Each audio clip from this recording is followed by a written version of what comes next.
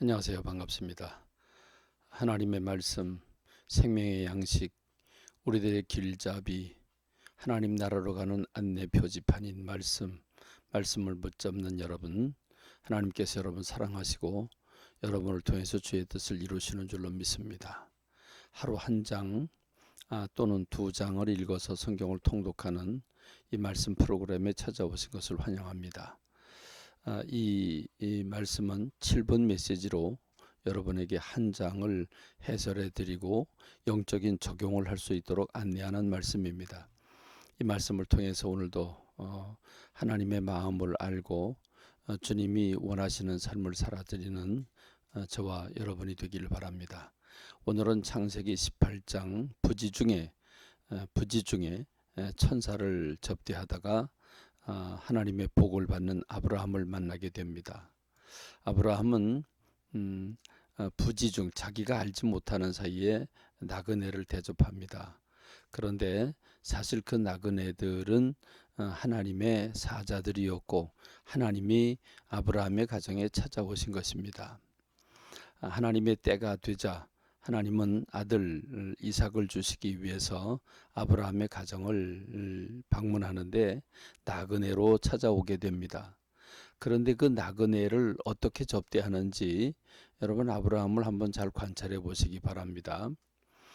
날이 뜨겁다 그랬습니다. 이 광야 그 중동 지방의 그 광야는 날이 뜨겁죠. 몹시도 없습니다.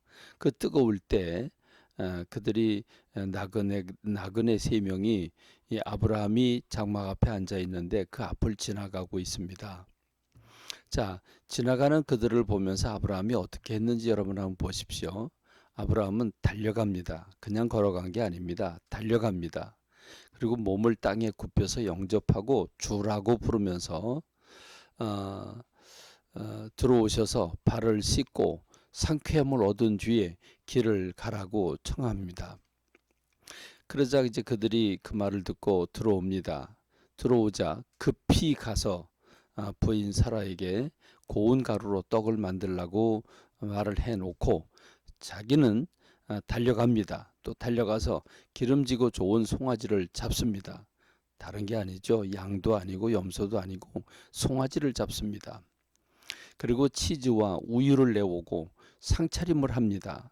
그 나무 그늘 아래 상차림을 하고 그 세 분을 모셔서 식사를 대접합니다. 그런데 보통의 경우는 주인인 자기 자신도 그 옆에 앉아서 같이 밥을 먹게 마련인데 아브라함은 같이 앉지 않습니다. 섭니다. 그러니까 옆에 서서 그들을 뒷바라지하는 거지요. 그들이 잘 맛있게 먹을 수 있도록 돕는 겁니다. 여러분 기가 막히지 않습니까? 한번 지나가면 그만인 사람들입니다. 나그네입니다. 내가 알지 못하는 나그네입니다. 여러분 그런데 그 나그네가 그냥 나그네가 아니었죠. 그들은 사람의 형상을 가지고 있었지만 하나님의 사자들이었습니다. 결국 어떻게 됐습니까? 그 사자들이 감동을 받고 내년 이맘때에 부인 사라가 아기를 낳을 것이라고 예언을 하게 되지요. 부지 중에 천사를 접대하다가 이렇게 복을 받게 되는데 정작 아브라함과 그 아내 사라는 이를 믿지 못하고 웃습니다. 그 웃음은 어이없는 웃음이지요.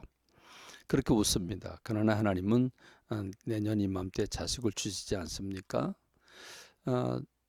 하나님은 이미 아브라함에게 자식을 주시기로 약속을 하셨습니다.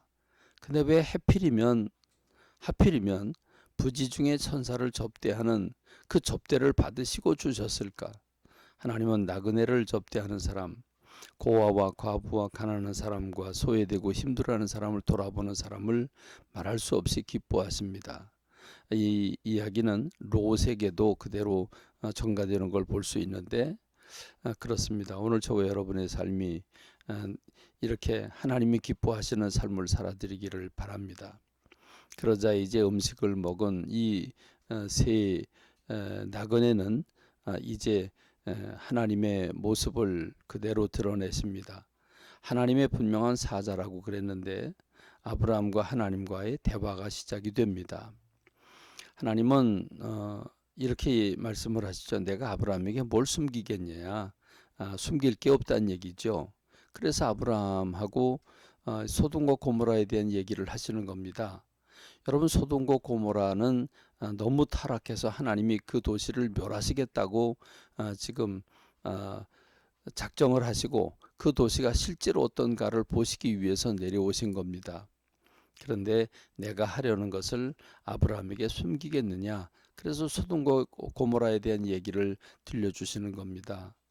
자, 하나님은 아브라함을 친구처럼 생각하셨습니다. 근데 놀랍게도 이사야서 41장 8절에 보면 아브라함을 나의 벗, 아브라함의 자손아 이렇게 얘기를 합니다. 아브라함을 나의 벗이라고 말씀하고 있습니다. 다시 말하면 하나님과 아브라함 사이에 이렇게 격이 없었다는 걸 얘기해 주고 있죠. 여러분, 성경을 보면 그렇습니다. 에녹은 하나님과 함께 동행을 했고 라멕은 하나님의 말씀을 하나님과 더불어 깊은 대화를 나눔으로 600년 후에 될 일을 미리 알게 되지요. 노아는 그 방주를 산 꼭대기에다 짓는 일을 합니다. 다 하나님과 친밀감을 가졌기 때문이죠. 결국 그걸 알고 아브라함은 하나님과 씨름의 기도가 곧 중보기도가 시작이 됩니다. 그래서 의인 50명이 있다면 그 도시를 멸하시겠느냐고, 어찌 정의를 행하시는 하나님이 그럴 수 있느냐고, 그러면서 의인 50명만 있어도 내가 멸하지 않겠다. 45명, 40명, 30명, 20명, 10명까지 내려오게 되지요. 그렇습니다. 이렇게 중보 기도를 하면서 나는 티끌이나 재와가 싸우나 감히 주님께 아뢰옵니다. 내 주여 노하지 마옵소서. 이번만 한 번만 더 아뢰겠습니다. 이렇게 친구처럼 정말 밀당을 하면서 기도하는 그 아브라함의 모습을 보고 그 아브라함 때문에 조카 롯이 또 살게 되는, 구원받게 되는 일이 일어나게 되지요. 오늘 저와 여러분들이 이 세상을 어떻게 살아가야 되는지 아브라함을 바라보면서 용기를 얻고 지혜를 얻는 여러분 되시길 바랍니다. 감사합니다. 말씀을 맺겠습니다.